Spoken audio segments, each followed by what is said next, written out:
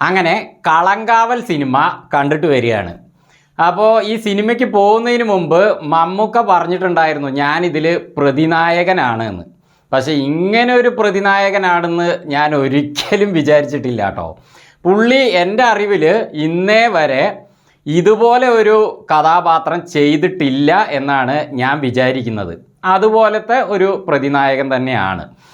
അപ്പോൾ ആ ഒരു കഥാപാത്രം എങ്ങനെയാണോ അത് അതേപോലെ തന്നെ അഭിനയിക്കുക എന്നുള്ളതാണ് വിഷയം. അത് മമ്മൂക്കയാണ് ചെയ്യുന്നു എന്നുള്ളത് കൊണ്ട് പറയണ്ടല്ലോ. പക്ഷെ അതേസമയം ആ മമ്മൂക്കയുടെ ഒരു നായകൻ എന്ന നിലയ്ക്കുള്ള ആ ഒരു എന്താ പറയുക, ആ ഒരു സ്ഥാനം ഉണ്ടല്ലോ, അത് കളയാത്ത രീതിയിൽ തന്നെയാണ് ഈ ഒരു കഥാപാത്രം ഈ സിനിമയിലുള്ളത്. അടുത്തത് വിനായകൻ തന്നെയാണ് കേട്ടോ ഇതിൽ നായകൻ.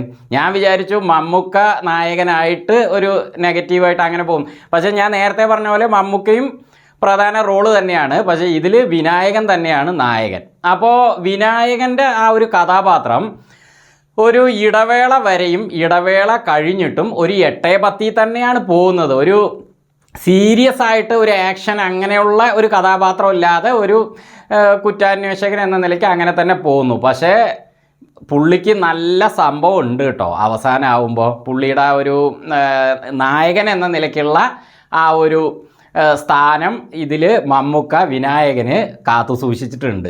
അതുപോലെ തന്നെയാണ് അവസാനമാകുമ്പോഴേക്കും വിനായകൻ്റെ റോള് എത്തി നിൽക്കുന്നത്.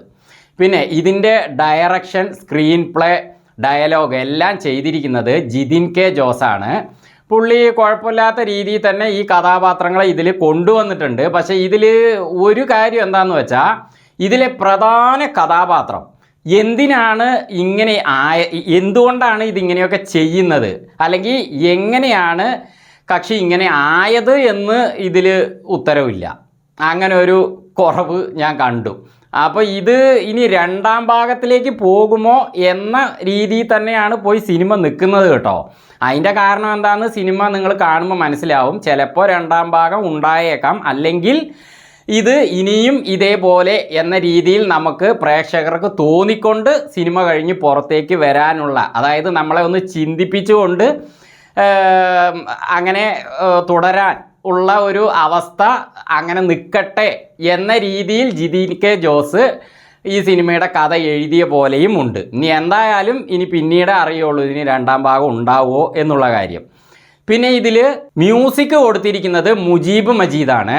പുള്ളി നല്ലൊരു ത്രില്ലർ സിനിമകൾക്ക് മ്യൂസിക് പുള്ളിയുടെ പറയേണ്ടതില്ലല്ലോ. ഇപ്പോൾ കിഷ്കിന്ധാകാന്ഡം ആകട്ടെ, എക്കോ ആകട്ടെ, അതിലൊക്കെ പുള്ളിയുടെ മ്യൂസിക് കൊണ്ട് തന്നെ കഥാപാത്രങ്ങൾ ജ്വലിച്ചിട്ടുണ്ട്. അപ്പോൾ അതേപോലെ ഇതിലും ഉണ്ടാകുമെന്ന് ഞാൻ പ്രതീക്ഷിച്ചു. പക്ഷേ ഇടവേള വരെ ഭയങ്കര മ്യൂസിക്കൊന്നും എത്തിയിട്ടില്ല, എന്നാലും ഉണ്ട്.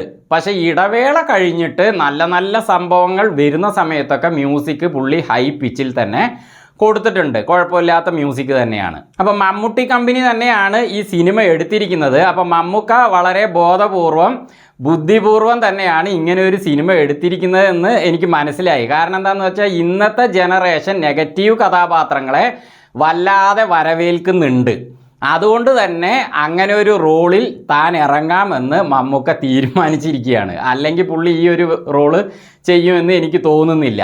എന്തായാലും ആ കാര്യത്തിൽ പുള്ളി നല്ല ഒരു എന്താണോ ആ കഥാപാത്രം അതായിട്ട് തന്നെ തീർന്നിട്ടുണ്ട്.